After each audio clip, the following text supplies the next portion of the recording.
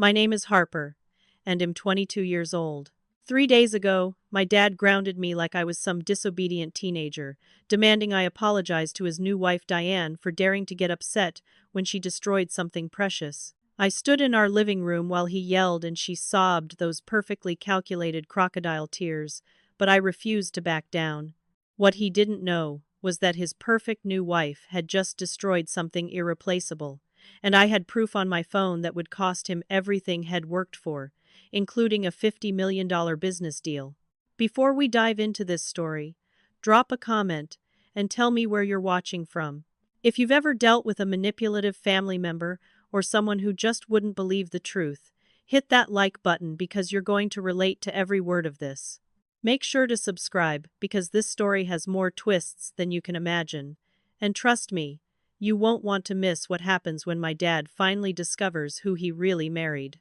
Growing up, I had what most people would call the perfect childhood. My mom, Sarah, was this incredible, warm, creative soul who filled our home with laughter and love, while my dad, Gerald, built his tech company from the ground up, providing us with a comfortable life in our suburb just outside Seattle. Mom was a talented artist, spending hours in her studio creating these breathtaking landscape paintings that somehow captured emotion in every brushstroke. I'd sit on the floor of her studio as a kid, watching her work, and she'd tell me stories about each piece she created. Dad would come home from long days at the office, and no matter how stressed he was, Mom could make him smile within minutes. They had that kind of love you see in movies, the kind I thought would last forever. Then 3 years ago, everything changed when Mom was diagnosed with stage 4 pancreatic cancer. The doctors gave her 6 months, but she fought for 18, refusing to let go without making sure Dad and I would be okay. I watched this vibrant, beautiful woman fade away piece by piece, and it shattered something inside me. I was 19, in my sophomore year of college, and I dropped out for a semester because I couldn't focus on anything except being there for her. Dad was devastated but tried to stay strong for both of us. During those final weeks, Mom made me promise to take care of Dad, to make sure he didn't lose himself in grief. She worried about him being alone, about him making decisions from a place of loneliness rather than logic. I promised her I would, never imagining how soon I'd need to keep that promise in ways I never expected. After Mom died, Dad threw himself into work with an intensity that scared me. He barely ate, barely slept, just worked around the clock, expanding his company. I understood it was his way of coping, of not having to face the empty house and the memories everywhere. I eventually went back to college, but I came home every weekend to check on him, to make sure he was at least pretending to be okay. For 2.5 years, we existed in this sad routine of grief and healing, slowly learning how to live in a world without Mom. Her art studio remained untouched, exactly as she'd left it, with half-finished paintings still on easels and her supplies organized the way she liked them. Dad couldn't bring himself to change anything, and honestly, neither could I. That room was sacred, the last physical space where her presence still felt alive. Then 6 months ago, Dad dropped a bomb that knocked the air from my lungs. He sat me down and announced, with this nervous energy I hadn't seen in years, that he'd met someone. Her name was Diane. She was 38, and they'd connected at a business conference in San Francisco 3 months earlier. 3 months, and he was already talking about her like she was something serious. When I met Diane the following week, every instinct in my body started screaming warnings.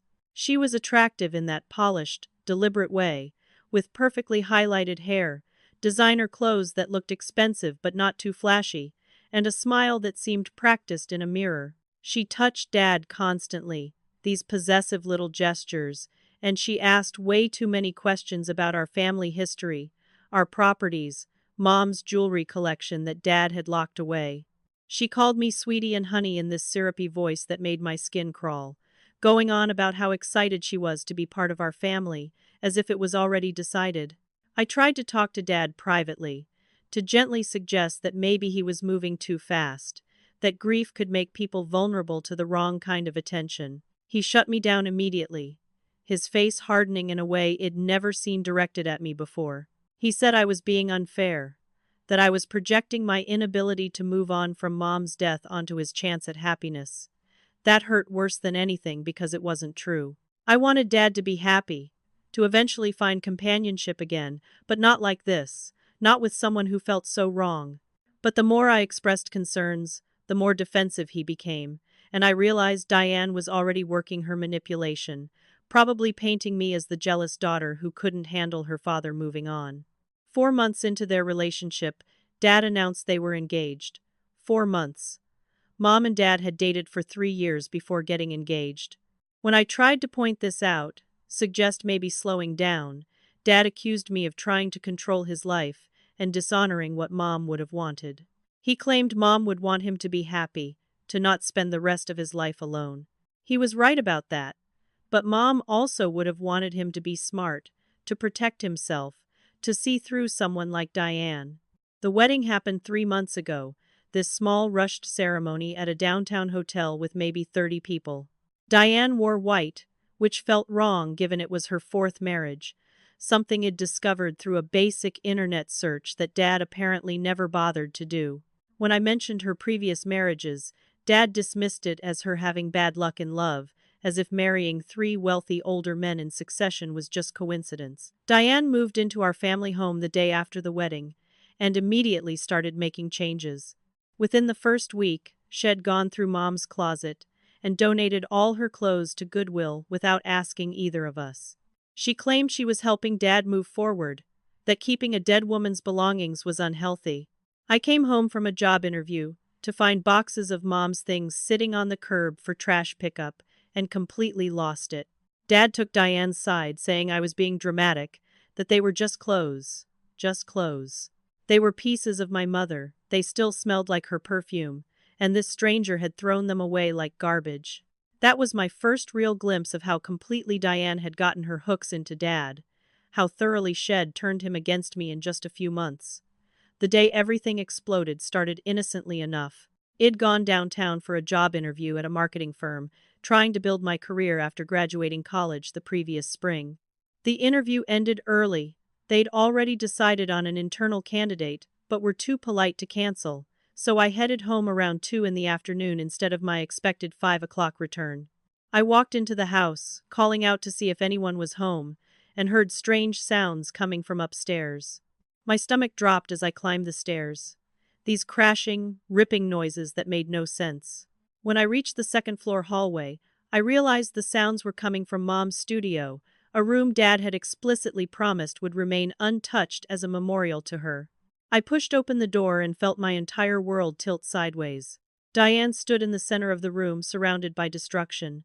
Mom's paintings torn from their frames, canvases ripped apart, sketches crumpled and scattered across the floor like confetti. She had Mom's portfolio open, the one containing her best work that she'd planned to show at a gallery before she got sick, and she was systematically destroying each piece. My mother's life work, years of passion and creativity and soul poured onto canvas, being annihilated by this woman who had no right to even be in this room. I must have made some sound because Diane looked up, and for just a second before her mask slipped into place, I saw satisfaction in her eyes. She wanted this destruction, was enjoying it. I couldn't form words, could only stare at the devastation surrounding us. Mom's landscapes, the ones she'd painted of our family trips to the San Juan Islands, were torn into strips. Her portraits, including one she'd done of me as a child that I'd always treasured, had been stabbed through with scissors that still sat on the floor. Her experimental abstract pieces, the ones she'd been working on when she got too sick to continue, were crumpled beyond recognition. Everything, all of it, destroyed. Finally, I found my voice, and it came out as this raw, broken scream demanding to know what she'd done, why she'd destroyed these irreplaceable memories. Deanna's response was delivered in this casual, dismissive tone that made it so much worse. She said she was making room for her yoga space, that these old things were just clutter taking up valuable square footage in the house, that it was time to stop living in the past. I lost it completely. I told her she was a monster, that she had no right to touch anything that belonged to my mother, that this was unforgivable. I was crying and yelling and probably not making complete sense, overwhelmed by grief and rage. Diane's eyes went cold and calculating, and I watched her deliberately work herself up, forcing tears and making her voice shake as she backed away from me like I was threatening her. She was performing, putting on a show, and I was too devastated to realize why, until it was too late. She kept saying loudly that I needed to calm down, that she was scared, that I was being aggressive and threatening. I wasn't anywhere near her, hadn't made any move toward her, but she was creating a narrative. That's when I heard Dad's car in the driveway. He was home early too, probably had a short day at the office, and I knew immediately that Diane had orchestrated this timing somehow. She must have known my interview would end early, must have planned this violation for exactly this moment.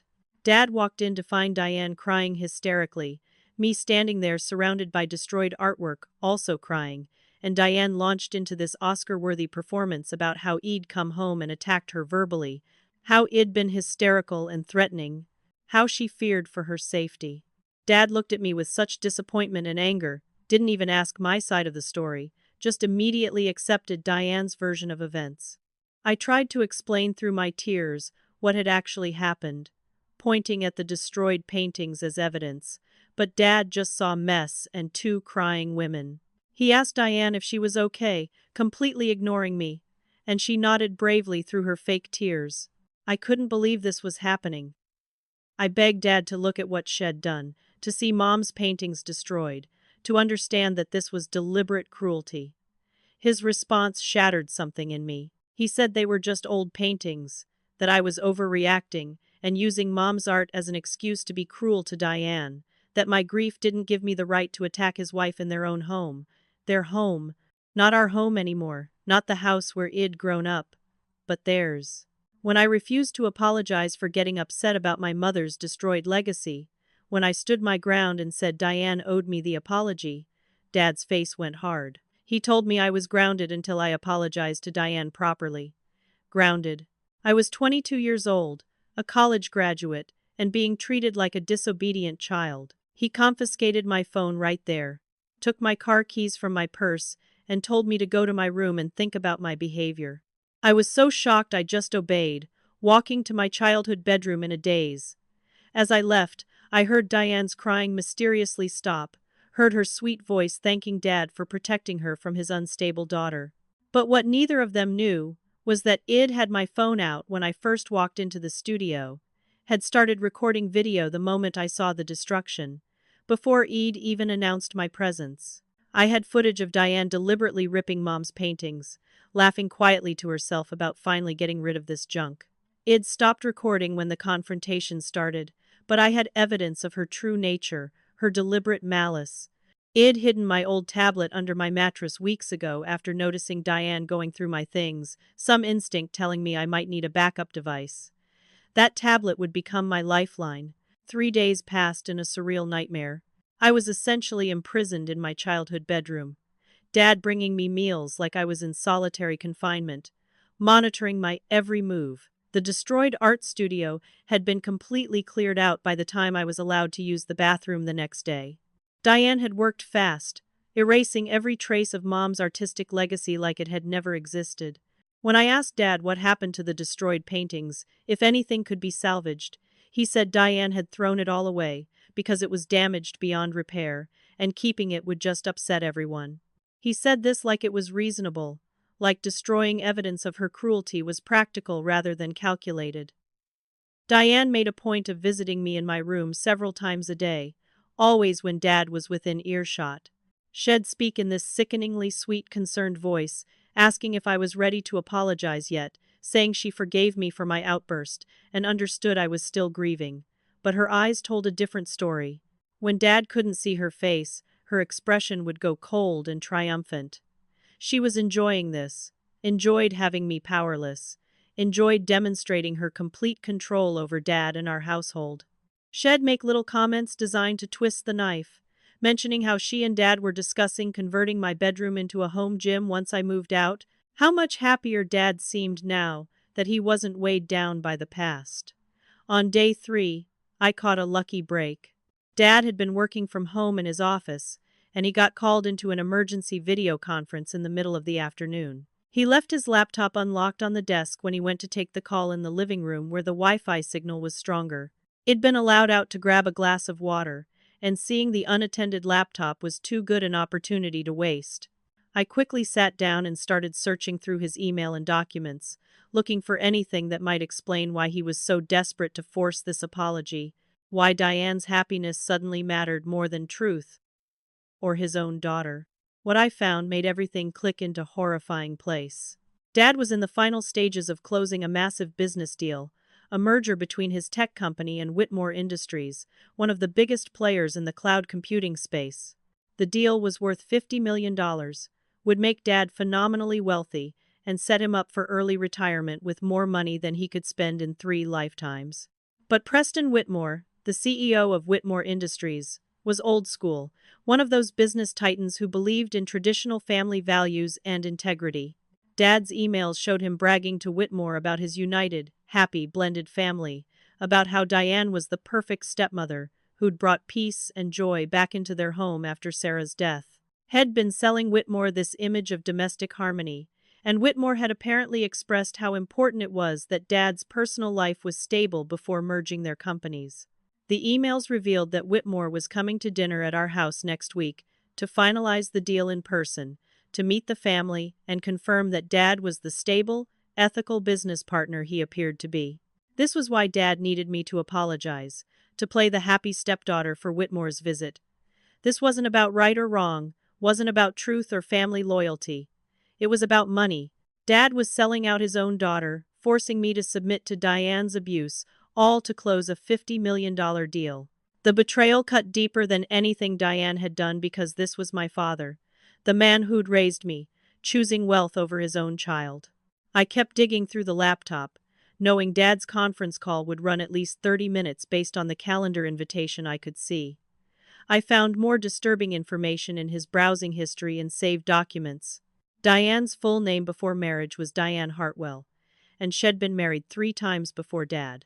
I already knew this from my initial searches when they first started dating, but now I found something Dad had somehow missed or ignored. One of her previous husbands, a wealthy real estate developer named Marcus Chen, had died under mysterious circumstances just 6 months into their marriage. The official cause was a heart attack, ruled natural causes, but there'd been enough suspicion that Diane had been questioned by police. Nothing was ever proven, insurance paid out, and Diane walked away a wealthy widow. 2 years later, Shed married again, this time to a retired hedge fund manager who divorced her after only 8 months, claiming Shed systematically drained his bank accounts and forged his signature on property transfers. That case had been settled out of court with a substantial settlement to Diane. My hands were shaking as I read through these documents Dad had saved but apparently not fully processed. How could he see this pattern and still trust her? How could he ignore every red flag? The answer became clear as I found emails between Dad and his lawyer discussing a prenuptial agreement. Except there wasn't one.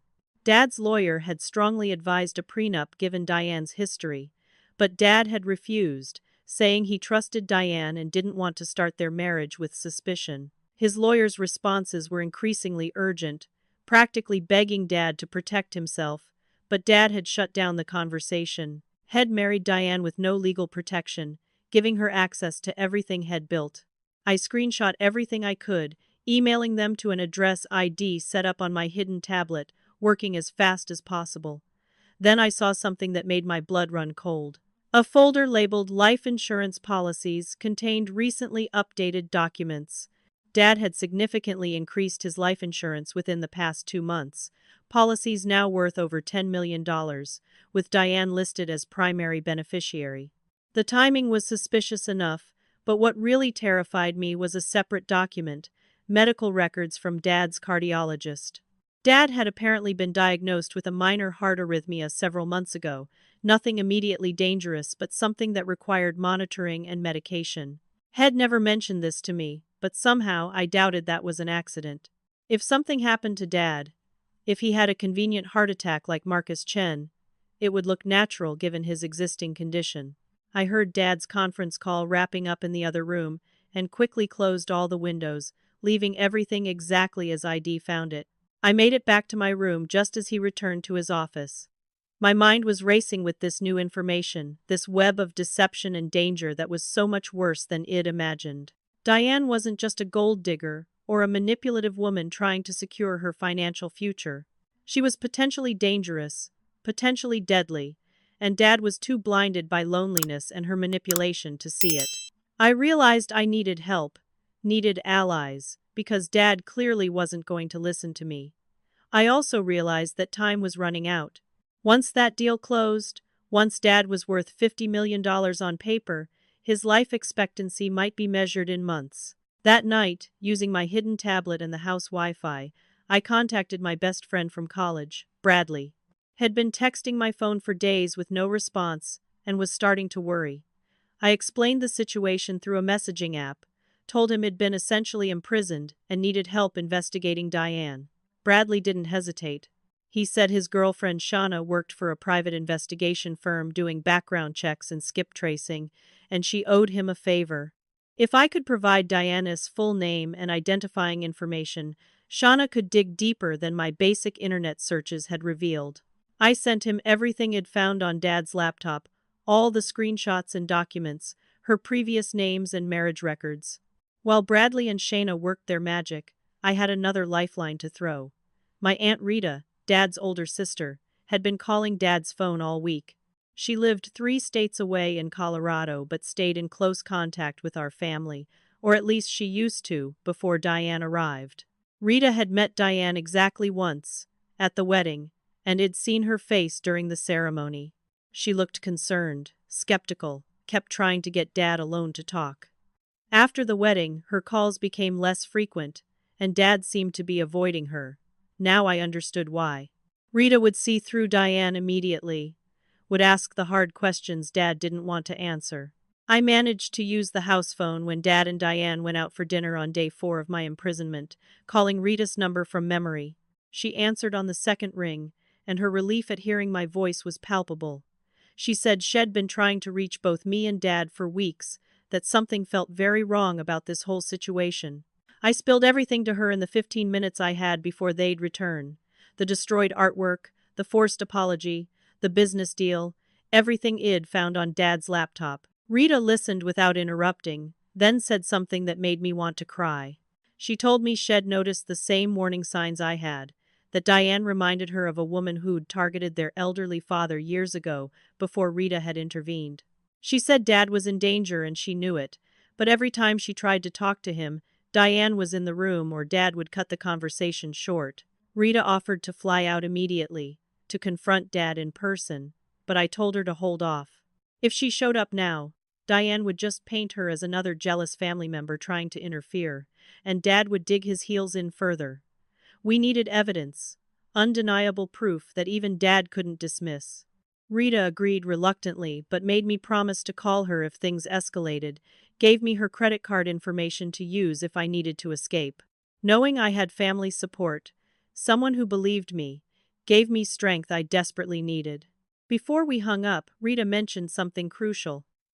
She said that when she'd tried to look up Diane online before the wedding, she couldn't find much, almost like Diane had scrubbed her social media presence. She'd found that suspicious at the time, but Dad had dismissed her concerns. Bradley texted the tablet later that night with preliminary findings that confirmed my worst fears. Shauna had found multiple social media accounts under variations of Diana's name, accounts she'd apparently forgotten to delete when she changed her identity for her next marriage. One account under the name Diane Russo, her name during marriage number 2, showed photos from 5 years ago of her with a different wealthy older man, dozens of pictures of designer shopping trips, luxury vacations, expensive jewelry. The comments from her friends were telling, jokes about her landing another big fish and questions about when she'd trade up again. These weren't the posts of someone looking for genuine love. These were the posts of someone who viewed marriage as a business transaction. Shauna had also tracked down police reports from 2 different states. In Arizona, Diane had been questioned about elder financial abuse involving her third husband, a retired airline executive. The man's adult children had filed complaints claiming Diane had isolated their father, gotten him to change his will, and transferred significant assets into her name before he conveniently died of complications from pneumonia. The case had been investigated but ultimately closed due to insufficient evidence, though the detective's notes expressed clear suspicion. In California, there was a restraining order filed against Diane by the family of Marcus Chen, the husband who died of a heart attack. They'd tried to prevent her from claiming his life insurance, convinced Shed somehow caused his death, but medical examiners found no evidence of foul play, and the order was eventually dismissed. The pattern was crystal clear to anyone willing to see it. Diane targeted wealthy, lonely, older men, married them quickly, secured her financial position, then either waited for them to die naturally or helped nature along in ways that couldn't be proven. The fact that Shed gone after Dad so soon after Mom's death, had pushed for such a quick marriage, had already gotten her name on his bank accounts and life insurance, all pointed to Dad being her next mark. Bradley's next message contained something even more disturbing. Phone records that Shauna had legally obtained through her firm showed Diane making regular calls to a number registered to Vincent Russo, her second ex-husband. Why would a woman be in constant contact with an ex-husband while married to someone else? Unless they were still working together. Further digging revealed that Vincent Russo had his own questionable history. Had been investigated for insurance fraud twice, suspected of staging accidents to collect payouts, had never been charged, but the circumstantial evidence was substantial. Bradley's theory was that Diane and Vincent were running cons together, that they'd never truly divorced in any real sense, just on paper. They'd target wealthy men, Diane would marry them, and Vincent would help orchestrate whatever came next. It was the kind of scheme you'd see in a crime documentary, except it was happening to my father in real time. I spent hours reading through everything Bradley and Shauna had uncovered, my horror growing with each new revelation. Dad wasn't just making a mistake with Diane. He was in actual danger, mortal danger, and he absolutely refused to see it. The $50 million deal made him an even bigger target than Diane's previous victims. If that deal closed, if Dad suddenly had access to that kind of wealth, I genuinely feared for his life. I needed to expose Diane before the Whitmore dinner, before that deal was signed, but I was trapped in my bedroom with Dad monitoring my every move and Diane smugly confident in her control of the situation. That's when Bradley suggested bringing in Carson Whitmore, Preston Whitmore's son. Bradley had gone to business school with Carson and knew him to be sharp, ethical, and nothing like the corporate stereotype. If we could get evidence to Carson, show him what kind of woman had infiltrated the family his father was about to do business with, maybe Carson could delay or derail the deal from the inside. It was risky because if Carson told his father and Preston still wanted to move forward, we'd have shown our hand with no result. But we were running out of time and options. Bradley reached out to Carson explaining the situation in vague terms, and Carson agreed to meet me if I could get out of the house. He said his father valued integrity above all else and would want to know if Gerald Sutton's family situation was built on lies. The night of the Whitmore dinner arrived faster than I wanted. Dad had finally let me out of my room the day before. Not because head softened, but because Diane needed me to play my part for the important guests. There was a mandatory family meeting that morning where Dad laid out his expectations. I was to be polite, pleasant, and most importantly, I was to demonstrate what a happy blended family we were. Hello, I'm delighted to assist you with our voice services. Choose a voice that resonates with you, and let's begin our creative audio journey together. Everything was moving into place, but the timing was delicate. If I exposed Diane too early, Dad might cancel the dinner, and I'd lose my best opportunity. If I waited too long, the deal might be signed before anyone realized the truth. I dressed carefully that evening in a conservative navy dress that my mother had bought me for college interviews, armor in the form of respectability. When the Whitmores arrived at 7 sharp, I got my first look at the man whose business deal had become the center of this nightmare. Preston Whitmore was exactly what I expected. Distinguished and silver-haired, probably in his early 60s, with the kind of presence that commanded attention. He reminded me of old money businessmen from movies. Formal, but not unkind. His son Carson was a pleasant surprise. At 28, he had his father's sharp intelligence but a more approachable demeanor, dressed impeccably but without his father's rigidity. When our eyes met during introductions, I saw understanding there, like he already knew something was wrong and was waiting to see how it would unfold.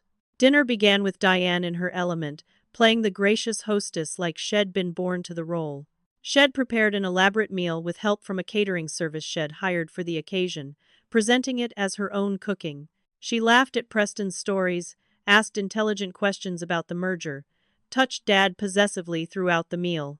Dad looked happier than I'd seen him since Mom died, and I realized with a sick feeling that he genuinely believed this was real, that Diane actually loved him.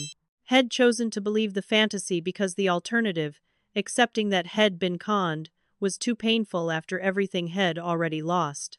Preston discussed the merger in detail, explaining how the combination of Dad's innovative software with Whitmore's infrastructure would revolutionize their sector of the industry. He talked about Dad's reputation for integrity, about how rare it was to find a business partner you could trust completely in modern corporate culture.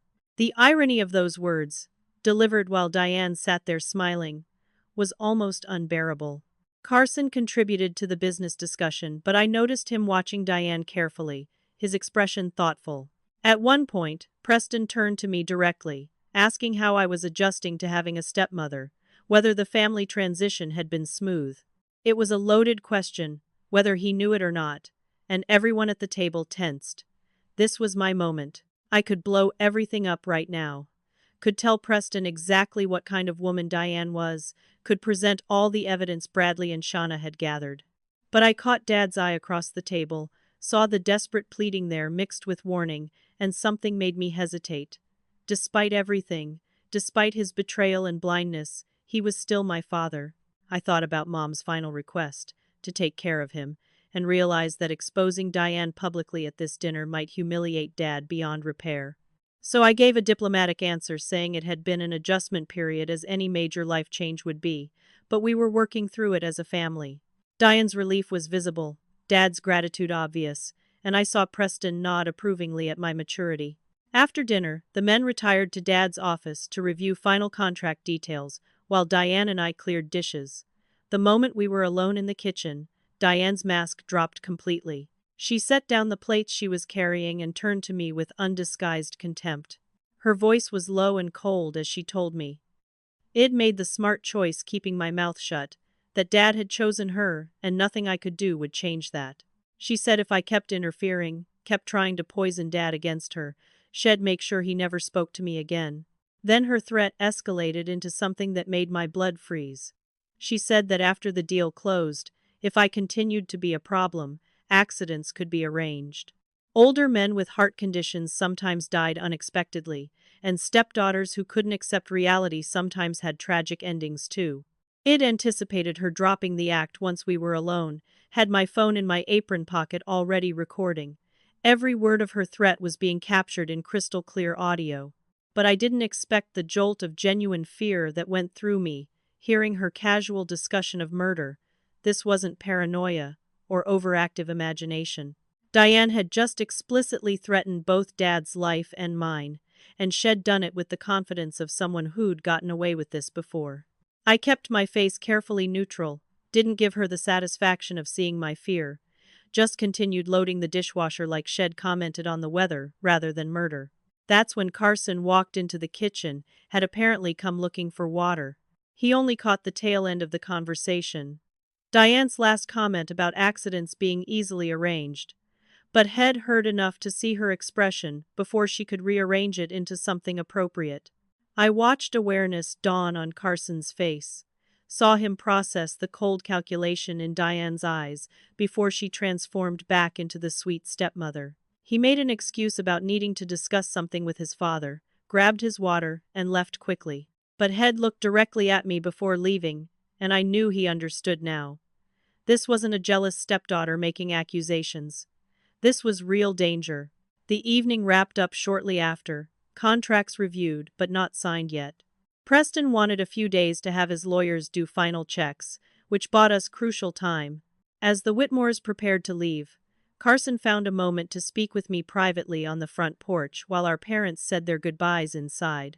He said quietly that he believed me, that Head recognized Diane's type because his own mother had nearly fallen victim to a similar con artist years ago before his father had discovered the truth. He gave me his card with his personal cell number written on the back, told me to call him immediately if I felt unsafe. He also said he'd be delaying the deal on his end, finding legal complications that would buy us at least a week, maybe two. That would give us time to build an airtight case against Diane that even Dad couldn't deny. The morning after the Whitmore dinner, Dad was euphoric. He'd gotten a call from Preston saying how impressed he was with our family, how the dinner had confirmed his instinct that Gerald was the right partner for this merger. Dad took this as vindication, proof that he'd been right about Diane, and I'd been wrong. Over breakfast, he thanked me for behaving myself at dinner, said he knew it had been hard but appreciated that I'd put family first. The irony was so thick I could barely swallow my coffee. Diane sat there glowing with victory, already making plans for how they'd spend the merger money, talking about a vacation home in Maui and a luxury car shed had her eye on. I was on thin ice, one misstep away from being kicked out, so I played the subdued daughter learning her lesson. But that fragile peace shattered 3 days later in the most ridiculous way. I was carrying my coffee through the living room when Diane walked directly into my path while looking at her phone. The coffee splashed across her white designer dress, an accident caused by her not watching where she was going, but she exploded with rage I'd never seen before. She screamed that I'd done it deliberately, that I was a vicious brat who couldn't handle her father's happiness, that this dress cost $3,000 and I'd ruined it out of spite. Her reaction was so disproportionate, so venomous, that for a second even Dad looked taken aback. But Diane recovered quickly, dissolved into tears, claimed she'd just been startled and upset about the dress, painted me as the aggressor who'd thrown coffee on her. Dad didn't witness the actual incident, had only heard Diane screaming and saw the aftermath. Once again, he took her side without question, grounded me again, threatened to kick me out of the house entirely if I didn't stop these attacks on his wife. I tried to explain it was an accident, that she'd walked into me, but he didn't want to hear it. He said my pattern of behavior toward Diane showed clear hostility, and he wouldn't tolerate it anymore. I was back in my room, this time with my door locked from the outside with a keypad lock Dad had installed. While I was at a mandatory therapy session Diane had insisted I attend. I was literally imprisoned now, completely cut off except for my hidden tablet. Bradley had been working overtime digging into Diane's background, and his latest discovery changed everything. He'd found Vincent Russo, Diane's second ex-husband and apparent accomplice. Vincent was in town, staying at a hotel 15 miles away under his own name with no attempt to hide. Bradley's surveillance photos showed a middle-aged man with slicked-back hair and expensive clothes, the kind of guy who looked like he'd cheat you at cards. More importantly, Bradley had hacked Vincent's email. Technically illegal, but we were past worrying about minor legal violations when murder was on the table. The emails between Vincent and Diane laid out their entire scheme. They'd been planning this con for over a year. Diane had identified Dad at a tech industry conference, had researched his company, his recent widowhood, his financial status. She'd engineered their chance meeting at the San Francisco conference, had known exactly which sessions he'd attend. Every spontaneous moment of their courtship had been calculated. The emails discussed timeline for the marriage, strategy for isolating Dad from family who might interfere, plans for what came after the merger deal closed. Vincent and Diane discussed Dad's heart condition like it was a convenient plot device, talked about how easily a heart attack could be induced in someone already at risk, mentioned a contact who could provide untraceable substances that would cause cardiac arrest. Reading those emails made me physically ill. This wasn't speculation or paranoid theory. This was premeditated murder conspiracy laid out in black and white. They planned to wait approximately 1 month after the deal closed to let the money clear and estate planning be finalized, then stage Dad's tragic death. Diane would play the devastated widow, would inherit everything as his spouse with no prenuptial agreement, and would quietly disappear with Vincent to some overseas location that didn't have extradition treaties. They'd done variations of this before, though never with stakes as high as $50 million. Dad was going to be their retirement score. Carson had hired a private investigator who verified everything we'd found and more. They'd tracked down the adult children of Marcus Chen, Diane's third husband who'd died mysteriously. The family agreed to speak to Carson's PI.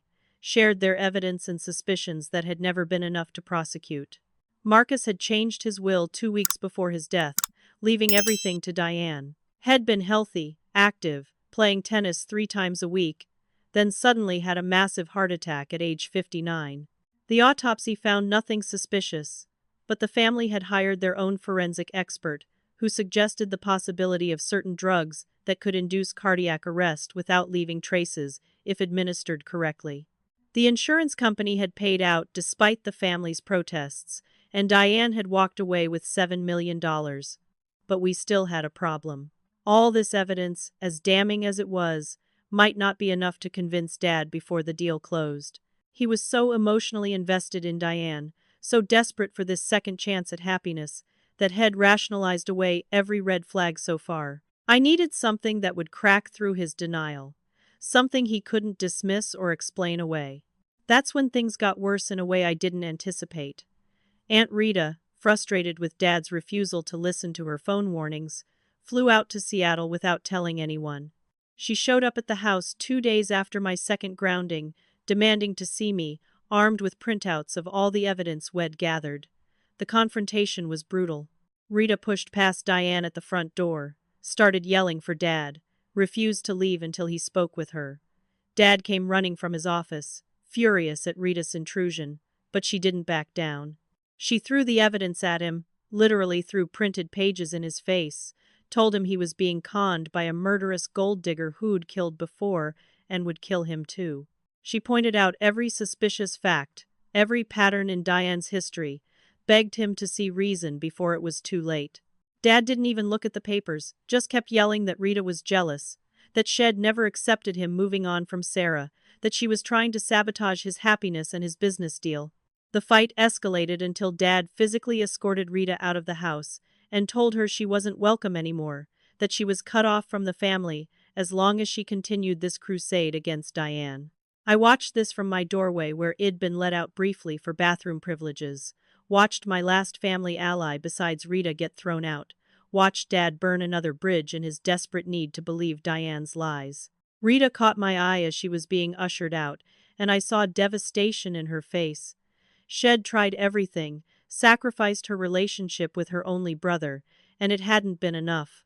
After she left, Diane consoled Dad, told him how sorry she was that his family was so troubled, how hard it must be to have people he loved attack his wife this way. She suggested maybe they should move after the merger, get away from negative influences, start fresh somewhere.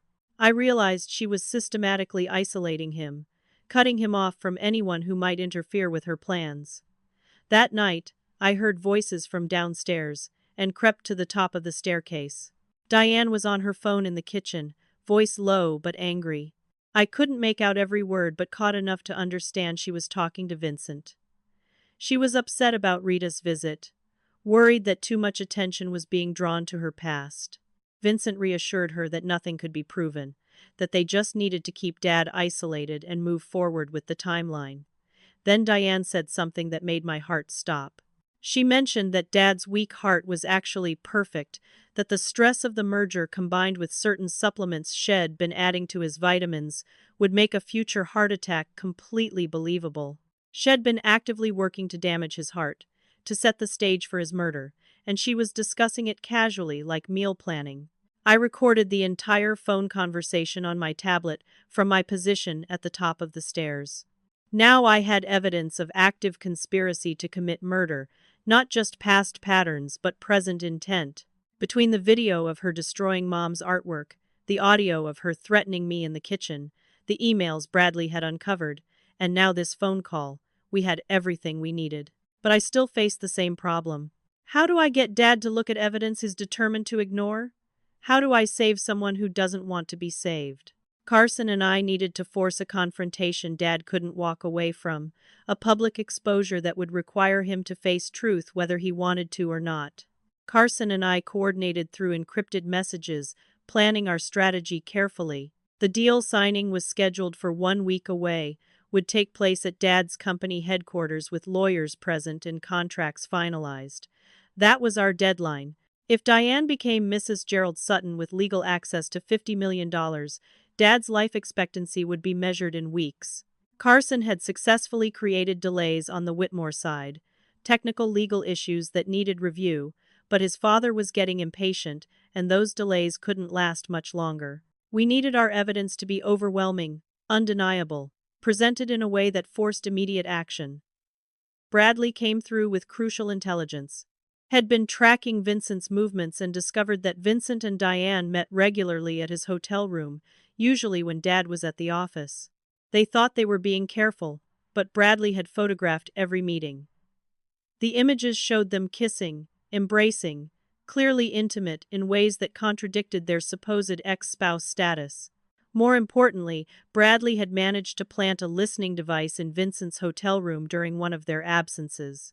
The recordings captured them discussing every detail of their plan, laughing about how easy Dad was to manipulate, debating whether to wait the full month after the deal or accelerate the timeline if he showed any signs of suspecting.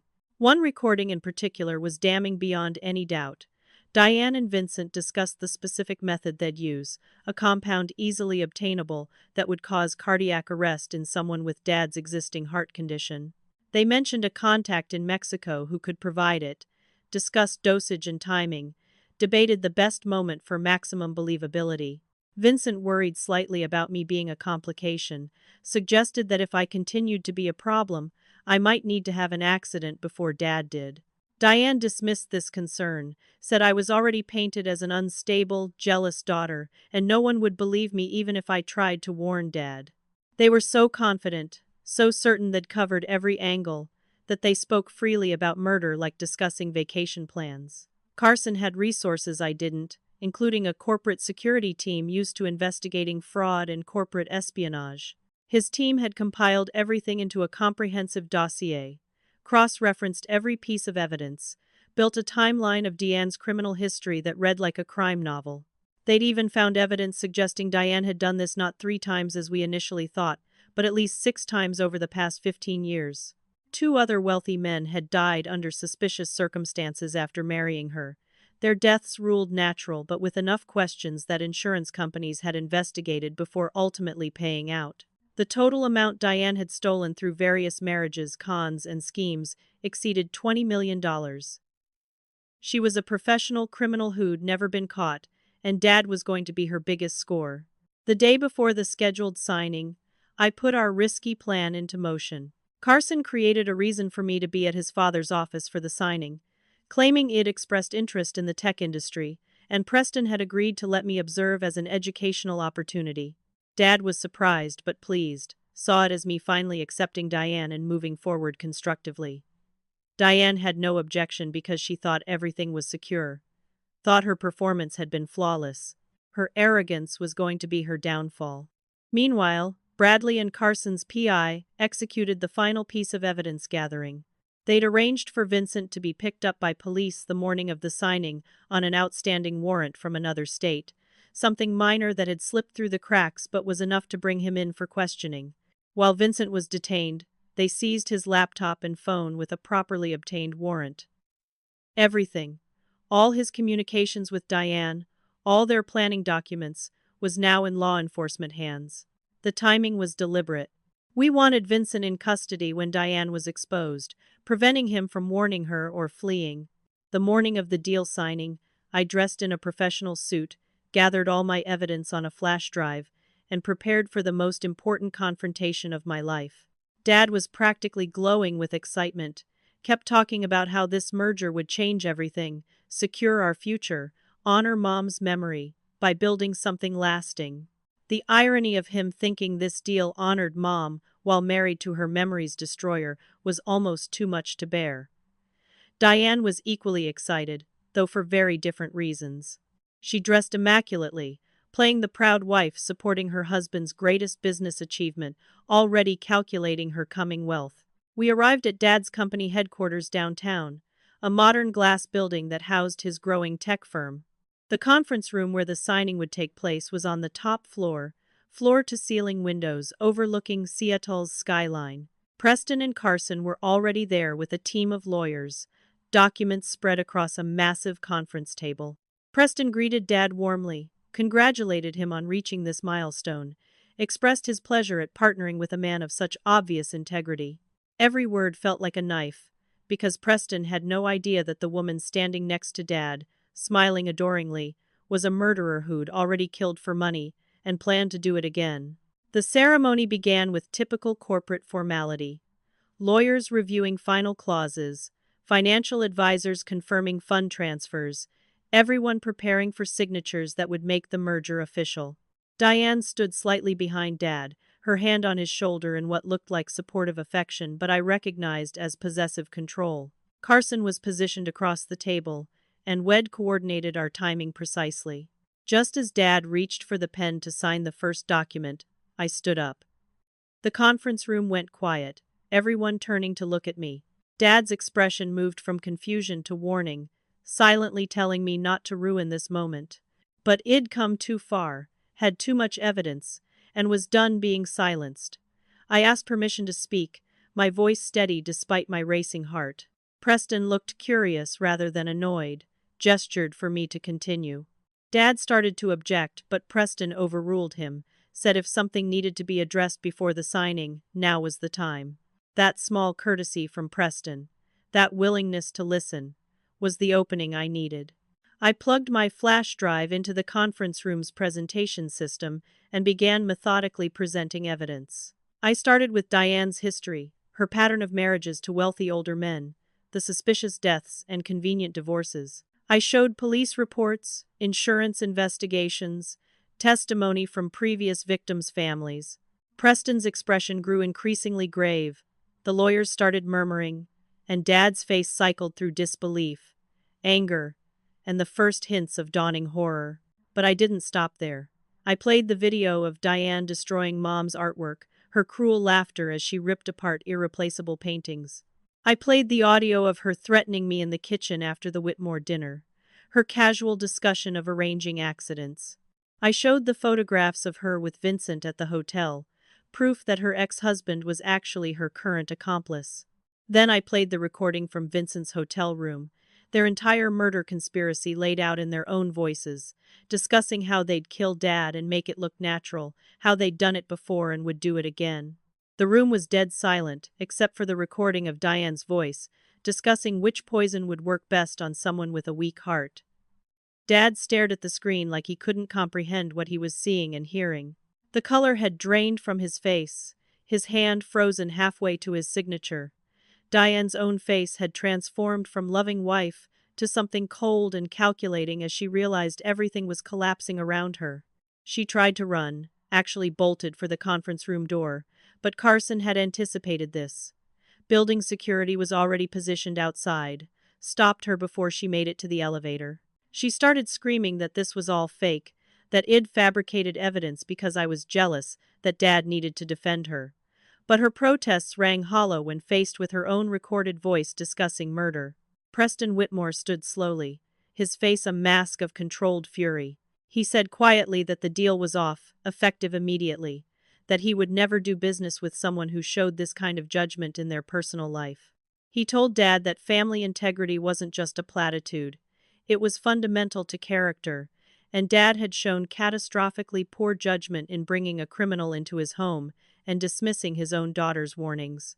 The lawyers began gathering documents, the merger that would have been worth $50 million evaporating in real time.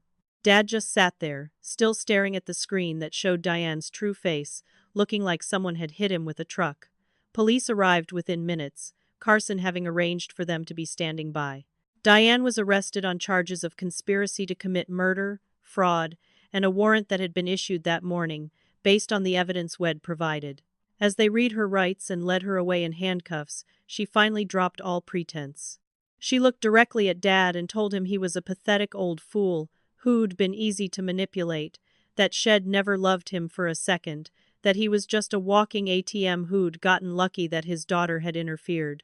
The cruelty in her voice, the absolute contempt, finally cracked through Dad's denial.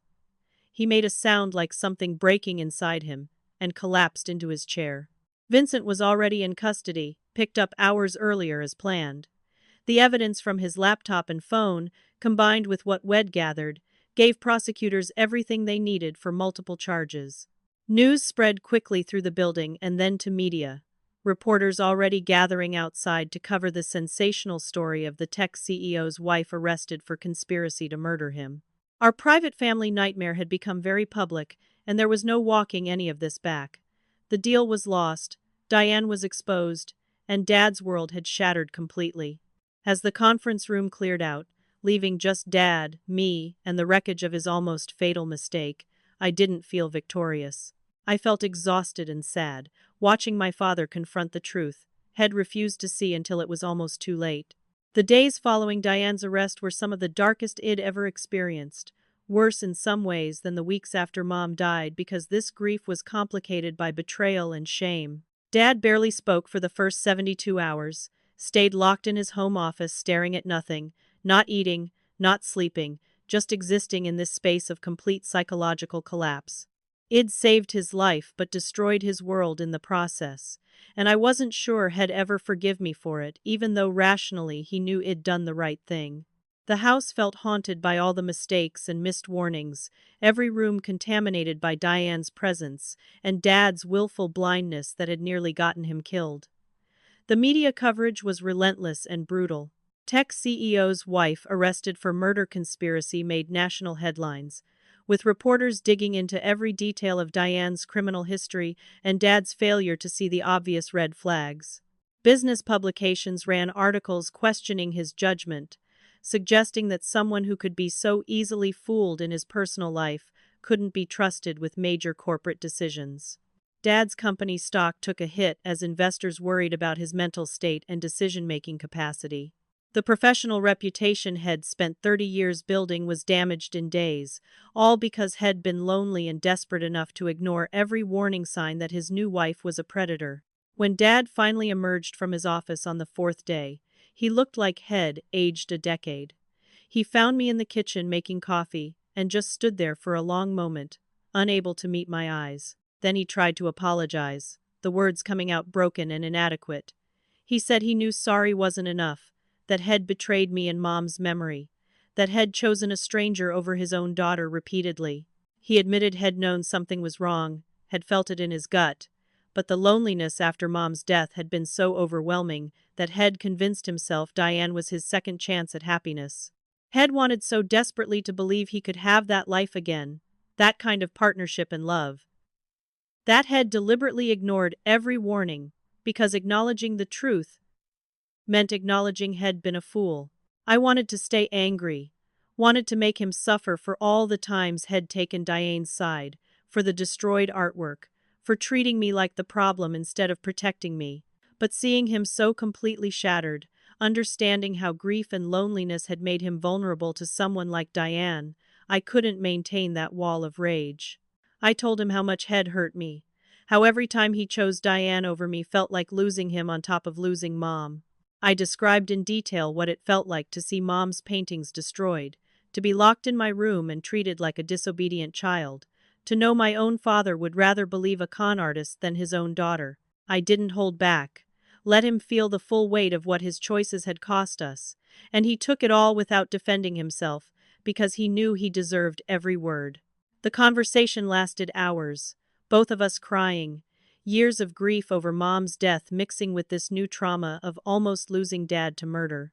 He confessed things I hadn't known, like how Diane had systematically worked to turn him against me, planting seeds of doubt about my mental state, suggesting I needed professional help for my inability to move on from Mom's death. She'd been isolating him carefully, convincing him that people who questioned her were actually questioning his judgment, making every criticism of her feel like an attack on him. It was textbook manipulation, and He'd fallen for all of it because He'd wanted so badly to believe he hadn't been stupid enough to marry a woman who planned to kill him for money. Financial fallout from the canceled merger was substantial, but not catastrophic. Dad's company was still successful and stable, just not about to become a $50 million empire. Preston Whitmore had sent a private message through Carson expressing that while the business deal was permanently off the table, he respected how I'd protected my father and hoped we could rebuild our family. That small gesture of grace from someone who had every right to be furious meant more than Preston probably realized. The lawyers Dad had hired to protect against the merger falling through managed to minimize losses. And while Dad wasn't going to be wildly wealthy from the deal, he wasn't ruined either. Just disappointed and humiliated and forced to confront how close he'd come to losing everything, including his life. The house itself had become unbearable, every corner contaminated by Diane's presence. Dad made the decision to sell it within 2 weeks of her arrest. Couldn't stand living in the space where he'd nearly been murdered, where Mom's memory had been violated by someone he'd invited into our home. We started packing immediately, and in one of the bedrooms we found evidence of Diane's deception that made everything worse. Shed kept files on Dad, detailed notes about his finances, health issues, daily routines, vulnerabilities. Shed documented everything like a hunter studying prey. And seeing that clinical assessment of my father as a target, rather than a human being, was somehow more disturbing than the actual murder plot. While sorting through the house, Dad discovered that he'd actually photographed most of Mom's artwork years ago for insurance purposes. The physical paintings were destroyed, but we had high-resolution images of almost every piece Shed created. He arranged to have professional prints made, museum-quality reproductions that wouldn't replace the originals, but at least preserved her artistic legacy. He also contacted a local gallery that had shown interest in Mom's work before she got sick, proposed a memorial exhibition of her art, with all proceeds going to pancreatic cancer research. Watching him work on this project, seeing him finally honor Mom properly, was the first step toward forgiveness I could offer. Diane remained in jail awaiting trial, held without bail due to flight risk and the severity of charges. Her arrest had triggered investigations in multiple states where her previous husbands had died or been defrauded, law enforcement finally connecting dots that had remained separate for years. Vincent was cooperating with prosecutors in exchange for a reduced sentence, providing detailed testimony about every con they'd run together over the past 15 years. The case against Diane was airtight. Her own recorded voice discussing murder, leaving no room for reasonable doubt. Her public defender tried to negotiate a plea deal, but prosecutors wanted the maximum sentence, treating her as the serial predator she was. More victims came forward as the case gained publicity. Families of men who'd died under suspicious circumstances after marrying Diane, all of them saying they'd known something was wrong but could never prove it. Dad could have been victim number 7 if I hadn't fought so hard to expose her. Carson continued calling and texting through all of this, checking on both Dad and me, offering support without being intrusive. What had started as an alliance against Diane was developing into something more, a genuine connection built on having survived something traumatic together. He understood the complicated feelings I had about saving Dad while hurting him, about being right in a way that brought no satisfaction. When we finally went on an actual date, weeks after Diane's arrest, it felt like stepping into normalcy after living in a nightmare. He was patient and understanding, and nothing like the manipulative people who'd surrounded Dad, and I found myself able to trust again despite everything that had happened. Aunt Rita flew back out once the immediate crisis passed, reconciliation with Dad happening slowly and painfully. She didn't gloat about being right, didn't throw her warnings back in his face, just hugged her brother and told him she was glad he was alive. Rita became a constant presence in our lives over the following months, helping us pack the house, supporting Dad through his depression and shame, becoming the mother figure I desperately needed in Mom's absence. She encouraged both of us to start therapy, individual sessions to process our respective traumas, and joint sessions to rebuild our shattered father-daughter relationship. Dad agreed to everything, was willing to do whatever it took to earn back my trust and become the father he should have been all along. Therapy was brutal and necessary, forcing Dad to confront not just his mistakes with Diane, but deeper issues about grief, loneliness, and self-worth that had made him vulnerable to her manipulation. He had to accept that he'd betrayed me repeatedly, that his actions had been inexcusable regardless of how lonely he was, that I'd almost lost him because he'd refused to listen. We worked through my anger and his guilt, establishing boundaries and expectations for our relationship going forward. He had to earn back the right to be trusted with my well-being, had to prove through consistent action over months that had actually changed, rather than just saying sorry and expecting everything to be fine. 6 months after Diane's arrest, Wed settled into a new normal that bore no resemblance to the life Wed had before. Dad downsized to a modern townhouse, with no memories of either Mom or Diane, a clean slate where we could build something healthier. He was dating again, but slowly and transparently, actually doing background checks this time and asking my opinion about the women he met. When he introduced me to Catherine, a widow his age who'd lost her husband to cancer 5 years earlier, I could see immediately that this was different. Catherine was genuine, had her own money and career, showed interest in Dad as a person rather than an ATM. She was patient with his damage, understanding about his need to move slowly, and respectful of both Mom's memory and my place in Dad's life. I gave them my cautious blessing, and Dad's gratitude for that simple approval showed how much he'd learned about valuing my judgment. My own life had transformed in unexpected ways. I'd gone back to school, but changed my major to criminal justice with a focus on financial crimes and elder abuse. The experience with Diane had shown me how many people fall victim to these predators, how easy it is for con artists to target vulnerable people and destroy lives.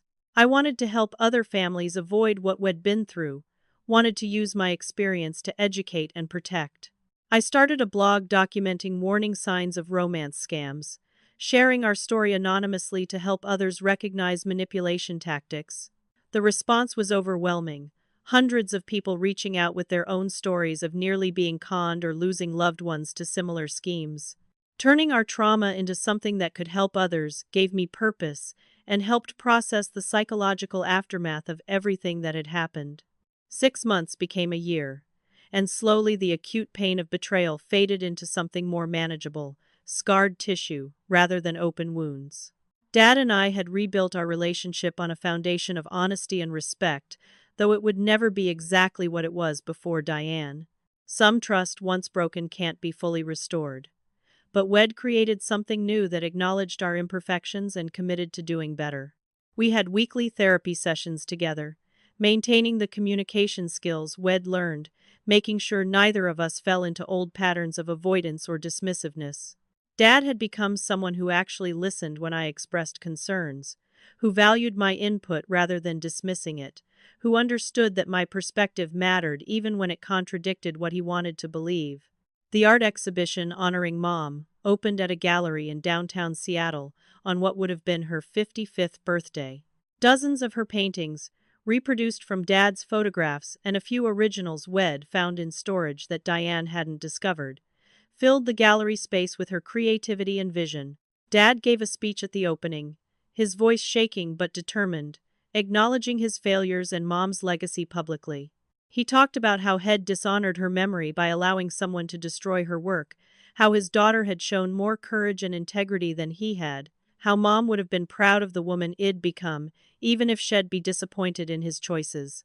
It was the most honest I'd ever heard him be in public, vulnerable in a way that powerful businessmen rarely allow themselves to be, and I saw people in the audience crying at his raw admission of failure and love. Diane's trial concluded 3 months after the exhibition, her fate sealed by overwhelming evidence and Vincent's detailed testimony. She was convicted on multiple counts, including conspiracy to commit murder, fraud, and elder abuse charges brought by families of her previous victims. The judge sentenced her to 12 years in federal prison, with additional restitution orders that would keep her paying back victims for the rest of her life. She'd never walk free with stolen money, would spend her prime years behind bars, would be elderly by the time she was released.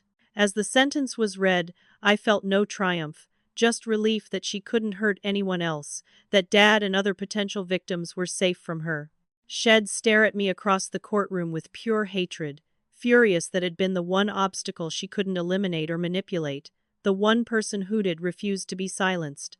Vincent received 8 years in exchange for his cooperation, would be released around the same time as Diane, unless one of them violated parole terms. The investigation their arrests triggered had uncovered at least 6 other victims across multiple states, families finally getting answers about deaths that had haunted them for years. Insurance companies that had paid out suspicious claims filed civil suits to recover funds. Forensic accountants traced Diane and Vincent's offshore accounts, and a web of financial crimes spanning 15 years unraveled completely.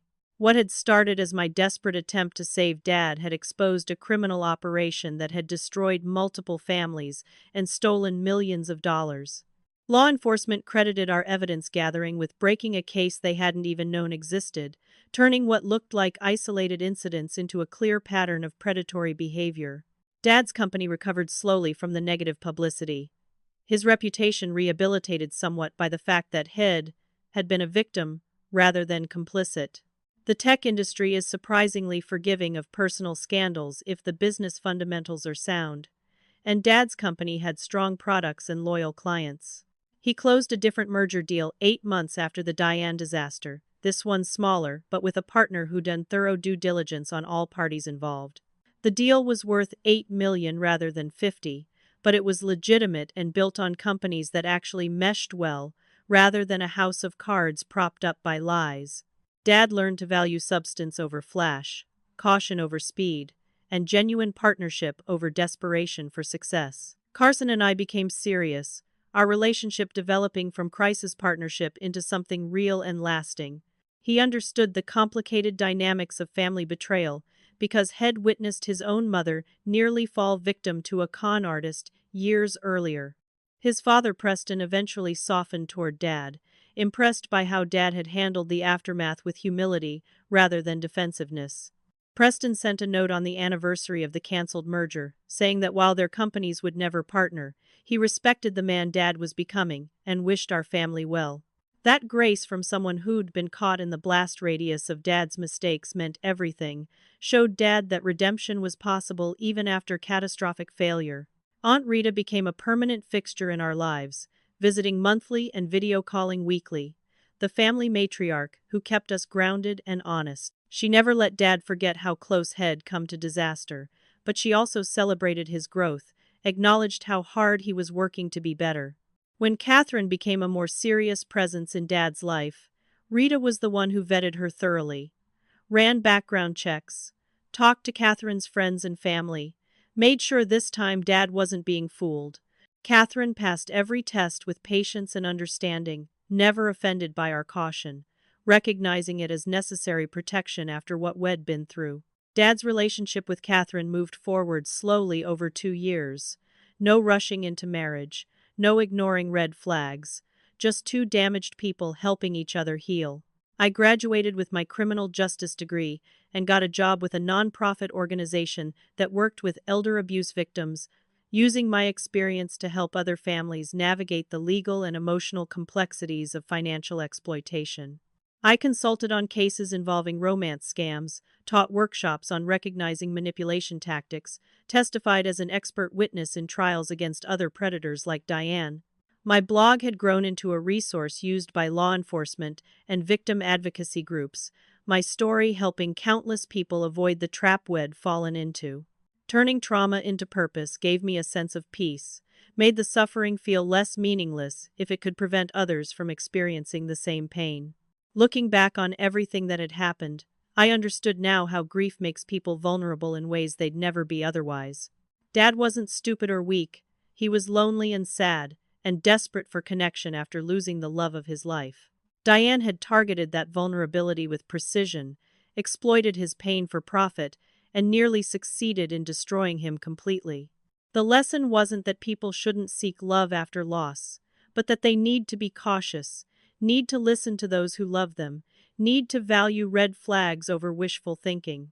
Dad had wanted so badly to believe he could have happiness again that had ignored every warning, and that desperation had almost cost him everything, including his life. The financial cost had been enormous. The lost $50 million deal representing money we'd never see. But Dad came to understand that some prices are worth paying. He told me once, months into our healing process, that he'd rather have lost that deal and his pride than lost me, that he'd choose our relationship over any amount of money. He meant it too, had learned through painful experience that wealth means nothing if you sacrifice family and integrity to get it. The merger that had seemed so important, so crucial to his legacy and success, turned out to be insignificant compared to the real treasures of his life that had almost thrown away, chasing a false promise of happiness. On the 2-year anniversary of Diane's arrest, Dad and I visited Mom's grave together like we did every month. We'd been inconsistent about visits before Diane, grief making the cemetery too painful, but after everything that happened, we'd committed to regular pilgrimages. We laid flowers, Mom's favorite sunflowers that Dad now kept in constant supply, and he talked to her like she was standing there with us. He apologized for dishonoring her memory, for allowing someone to destroy her art and taint their home, for forgetting the lessons Shed taught him about integrity and family. He told her about Catherine, asked if she approved, said he hoped he was finally becoming the man Shed believed he was. I watched my father cry at my mother's grave and understood that healing isn't linear, that we carry our damage forever but learn to live with it, learn to be better because of it rather than destroyed by it. As we walked back to the car, Dad put his arm around my shoulders and thanked me for saving his life, even when Head fought against it, for being strong enough to stand alone when no one believed me, for loving him enough to protect him from his own worst impulses. He said Mom would be proud of who I'd become, of my courage and compassion and refusal to give up on him. I told him what I'd realized through all of this, that sometimes loving someone means protecting them from themselves, that truth matters more than comfort, that family is worth fighting for even when they push you away. We'd learned these lessons the hardest way possible, through betrayal and near tragedy and public humiliation, but we'd learn them together and come out stronger on the other side. The story of how I saved my father from a murderous con artist by exposing her at his $50 million business deal had become something I shared cautiously, aware of how it sounded, aware of how close we'd come to a very different ending. People asked if I regretted the lost money, if I ever wondered what life would have been like if that deal had closed before Diane could execute her plan. The answer was always immediate and certain. Dad lost $50 million that day in the conference room when I presented evidence of Diane's true nature, but he got back something worth infinitely more than money. He got his daughter back, his integrity back, his life back, and the truth that would have cost him everything if it had stayed hidden. No amount of wealth is worth sacrificing family, truth, or the memory of those we've lost. And Dad learned that lesson just barely in time. So what's the lesson in all of this pain and betrayal and near tragedy? Trust your instincts when something feels wrong. Speak up even when no one wants to listen. Value the people who truly love you over the ones who tell you what you want to hear. Grief makes us vulnerable but doesn't excuse poor judgment. Loneliness is painful but not worth dying for. And sometimes the people trying to warn you are the only ones actually protecting you. Dad almost lost everything, including his life, because he couldn't distinguish between genuine connection and calculated manipulation, because he valued his own desires over the warnings of those who loved him.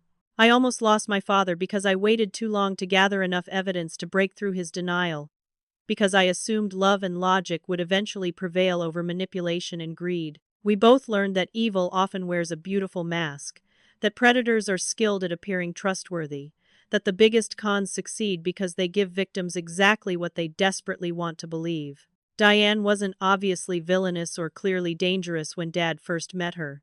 She was charming and interested and seemingly loving, everything a lonely widower would want in a second chance at happiness. The red flags were there from the beginning, but required willingness to see them, willingness to prioritize caution over hope. Dad chose hope and almost paid with his life. I chose caution and saved him, but at the cost of his dreams and our relationship as it had been. Neither path was perfect, but one of us lived to rebuild and learn and do better going forward. As I finish telling this story, I think about all the families out there facing similar situations, watching loved ones fall victim to con artists, and feeling helpless to stop it. I think about the parents who dismiss their children's concerns, the adult children who give up trying to warn elderly parents, the friends who step back when their advice isn't wanted. To all of you, I say this. Don't stop fighting, don't stop warning, don't give up, even when it seems hopeless. Gather evidence, build your case, find allies who understand the danger. Sometimes the only way to save someone is to force them to see truth they're desperate to deny, even if they hate you for it in the moment. Dad hated me for weeks after I exposed Diane, blamed me for ruining his happiness and his business deal, but he's alive and free and grateful now. That's worth every moment of pain, every instance of rejection, every sacrifice I made to protect him. So here's my question for all of you watching. Have you ever had to protect someone from themselves, even when they fought against you? Have you witnessed a family member or friend fall victim to manipulation and felt helpless to stop it? Drop your stories in the comments below, because sharing these experiences helps others recognize warning signs before it's too late. If this story resonated with you, if you've dealt with similar family betrayal or manipulation, hit that like button to show support for everyone fighting these battles. Subscribe to this channel because I'll be sharing more stories about standing up for truth, even when it's costly, about protecting the people we love, even when they don't want protection. And please share this video with anyone who might need to hear it, anyone dealing with a manipulative family member or watching someone they love make dangerous choices. To everyone who's ever been called jealous or controlling or crazy for trying to warn someone about a toxic relationship, I see you and I believe you, and I know how hard it is to stand alone against someone who's fooled everyone else. To everyone who's lost a parent or sibling or friend to a con artist's manipulation, I'm sorry, and I understand your grief. And to anyone currently watching a loved one fall for someone who sets off every alarm bell, please don't give up. Gather your evidence, find your allies, and prepare for the moment when you can break through their denial.